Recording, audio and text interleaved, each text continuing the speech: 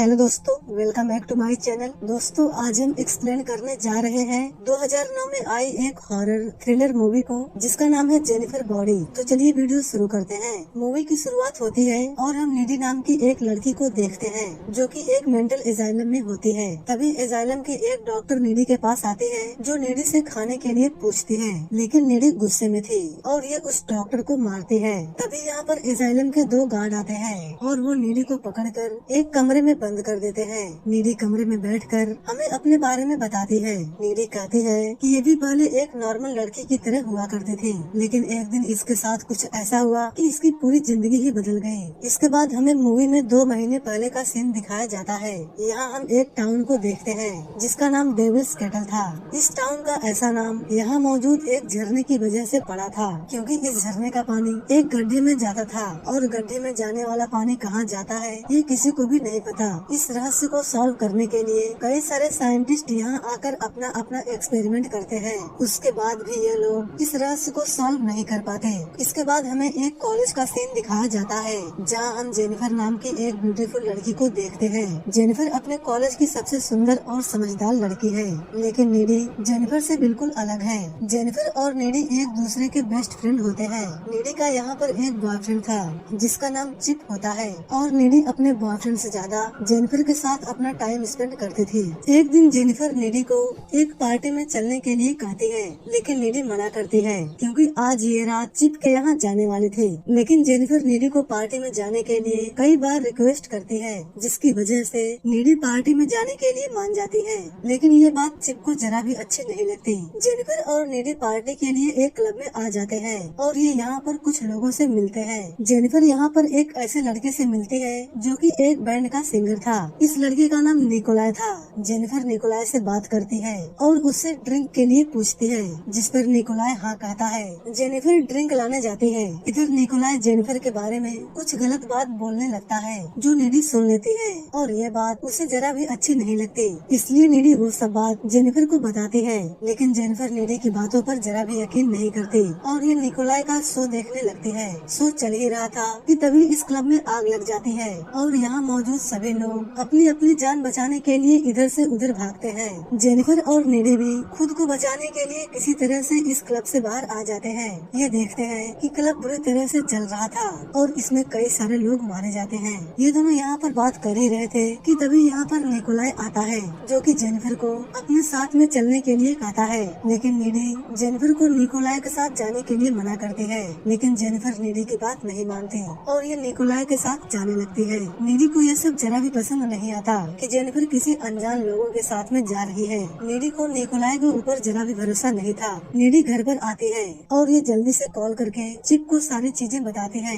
Needy काफी ज्यादा घबराई हुई थी क्योंकि इसे लग रहा था कि जेनिफर के साथ वहाँ पर कुछ बुरा न हो जाए। नीडी यहाँ बात कर ही रही थी कि तभी इसके डोर की बेल बजती है। नीडी जब यहाँ चेक करने आती है तब इसे यहाँ पर कोई भी नहीं दिखता और ये दोबारा से अपने घर में आ जाती है। नीडी को अपने किचन से कुछ आवाज सुनाई देती है। नीडी जब यहाँ चेक करने आती है तब इसे यहाँ पर जेनिफर मिलती है जिसके शरीर पर काफी ज्यादा ब्लड लगा हुआ था। जेनिफर नीडी को एक डरावनी स्माइल देती है और फिर फ्रिज से कच्चा मांस निकाल कर खाती है। मांस खाते समय जेनिफर किसी जानवर की तरह चिल्लाती है। जेनिफर के मुंह से कुछ अजीब सा लिक्विड भी निकलता है, जिसके बाद जेनिफर यहाँ से चली जाती है। अगली सुबह हम नीडी को देखते हैं जो कि जेनिफर के बारे में सोच रही थी कि तभी यहाँ पर जेनिफर आ जाती है जो कि बिल्कुल ठीक ठाक थी। नीडी जेनिफर से कल के रात हुई सारी इंसिडेंट के बारे में पूछने लगती है, लेकिन तभी कॉलेज के प्रोफेसर यहाँ आते हैं और ये क्लब में मरे हुए लोगों के बारे में बात करते हैं। प्रोफेसर की बात सुनकर जेनिफर हंसती है। नीडी को जेनिफर का ये बिहेवियर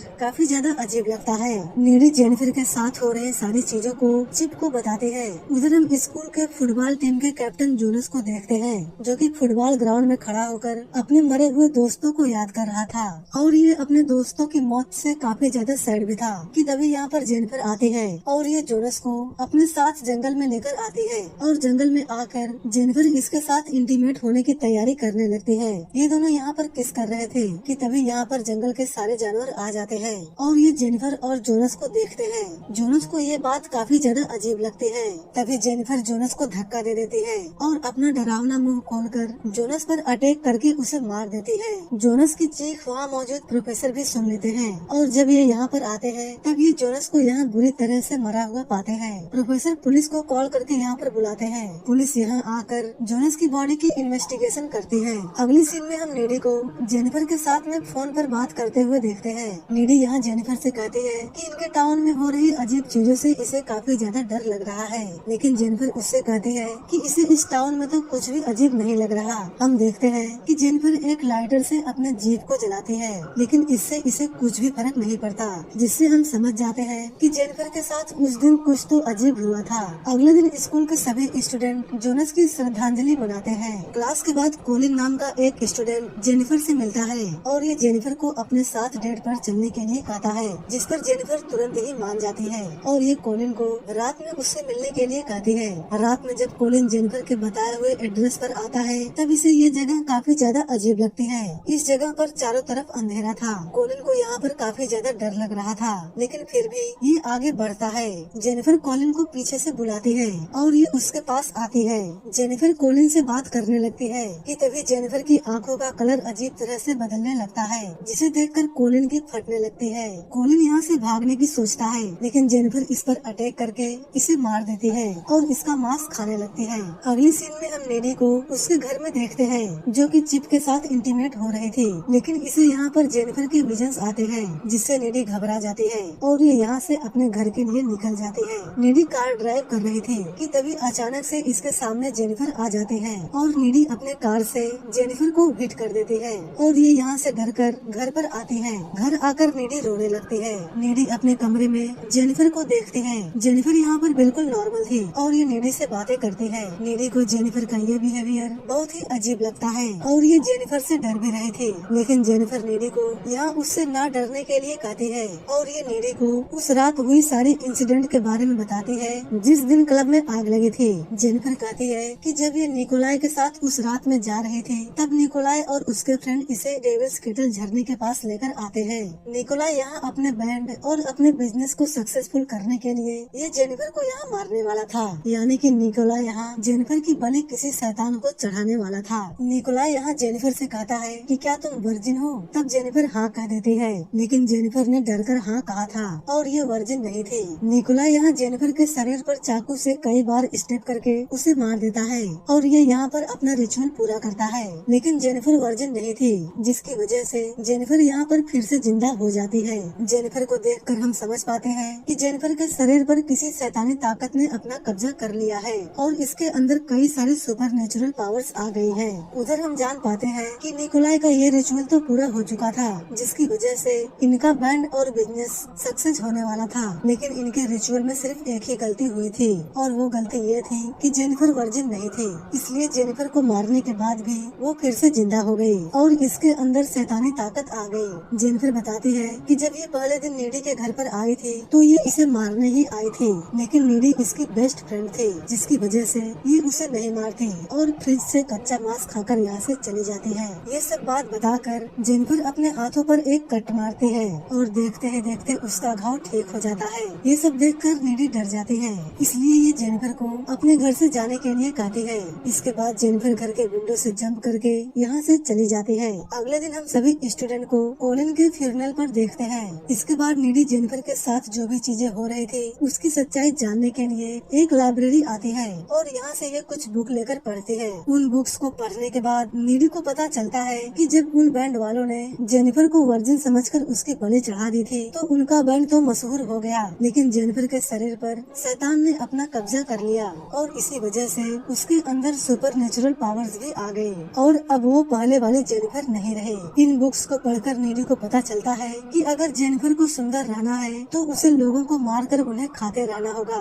नीडी को यहाँ ये भी पता चलता है कि जेनिफर को मारने के लिए किसी को उसके सीने में चाकू मारना पड़ेगा, तभी जाकर जेनिफर मर सकती है। नीडी को अपने बॉयफ्रेंड चिप की फिक्र होने लगती है कि कहीं जेनिफर चिप को भी न मार दे। नीडी जेनिफर के साथ हो रही सारी चीजों को चिप को बताती है, लेकिन चिप को इन बातों पर यकीन नहीं होता और ये यहाँ से चला जाता है। हम देखते हैं कि स्कूल के सभी स्टूडेंट अपनी डांस पार्टी के लिए अच्छे से तैयार हो रहे थे। नीडी भी इस पार्टी में आती है और ये यहाँ आकर चिप का इंतजार करने लगती है। उधर हम चिप को देखते हैं जो कि अकेले ही पार्टी में जा रहा था, लेकिन तभी रास्ते में ही इससे जेनिफर मिलती है। जेनिफर यहाँ पर चिप को रोकती है और इसे नीडी के बारे में कुछ गलत बातें बताने लगती है और कहती है कि नीडी तुम्हें धोखा दे रही है। बातों ही बातों में जेनिफर चिप को किस भी करती है और इसे एक सुनसान जगह पर लेकर आती है। उधर नीडी को चिप को यहाँ डांस पार्टी में न आने की वजह से काफी ज्यादा टेंशन होने लगती है और इसे लगता है कि कहीं चिप जेनिफर के साथ में तो नहीं है। ये जानने के लिए ये जल्दी से चिप के घर पर आती है। चिप के घर आने पर चिप की मॉम नीडी से कहती है कि चिप तो यहाँ से कब का पार्टी में जाने के लिए निकला है। उधर हम जेनिफर को देखते हैं जो चिप को सेड्यूस कर रहे थे, लेकिन चिप को ये सब जरा भी अच्छा नहीं लगता क्योंकि चिप नीडी से सच्चा प्यार करता था। जेनिफर चिप को पानी में धक्का दे देती है और ये उसे मारने लगती है, लेकिन तभी यहाँ पर नीडी आ जाती है। नीडी चिप को बचाने के लिए जेनिफर से लड़ने लगती है। चिप भी जेनिफर की बॉडी में एक रॉड घुसा देता है, लेकिन जेनिफर के पास सुपर नेचुरल पावर्स थे, तो ये रॉड घुसने के बाद भी इसे कुछ भी फर्क नहीं पड़ता। लेकिन चिप यहाँ पर मारा जाता है और जेनिफर यहाँ से भाग जाती है। नीडी चिप की मौत से काफी ज्यादा सैड थी और ये खूब रोती है। नीडी काफी ज्यादा गुस्से में थी, जिसकी वजह से ये जेनिफर के घर पर आती है और गुस्से से उसके ऊपर हमला कर देती है। इन दोनों के बीच यहाँ पर काफी ज्यादा फाइट होती है। जेनिफर यहाँ नीडी के हाथों पर बाइट कर लेती है, लेकिन नीडी यहाँ मौका पाकर एक चाकू को जेनिफर के सीने में घुसा देती है, जिससे जेनिफर यहाँ पर मारी जाती है। इन सारी चीजों को जेनिफर की माँ ने देख लिया था, जिसकी वजह से ये पुलिस बुलाकर नीडी को अरेस्ट करा देती है। अब मूवी प्रेजेंट में आती है। यहाँ हम देखते हैं कि जेनिफर से लड़ाई के समय जेनिफर ने नीडी के हाथों पर बाइट किया था, जिसकी वजह से जेनिफर की पावर्स अब नीडी के अंदर आ चुकी थी और नीडी इस पावर से जेल तोड़कर यहाँ से भाग जाती है। नीडी झरने के पास आती है और यहाँ से ये वही चाकू उठाती है जिससे निकोलाई ने जेनिफर को मारा था। इसके बाद हमें निकोलाई का बैंड दिखाया जाता है, जो कि काफी ज्यादा पॉपुलर हो गए थे और ये अपनी लग्जरी लाइफ जी रहे थे। लेकिन अगले ही सीन में हम देखते हैं कि उन सभी लोगों को किसी ने मार दिया है और आखिरी सीन में हम सीसीटीवी कैमरे की फोटोज देखते हैं, जिसमें हम नीडी को खड़ा हुआ देखते हैं। इसका मतलब ये था कि नीडी ने ही इन्हें मारा है, क्योंकि उनकी ही वजह से नीडी की सबसे बेस्ट फ्रेंड और इसका बॉयफ्रेंड मारा गया, जिसकी वजह से नीडी की पूरी जिंदगी बर्बाद हो गई। इसी के साथ ये मूवी यहीं पर एंड हो जाती है।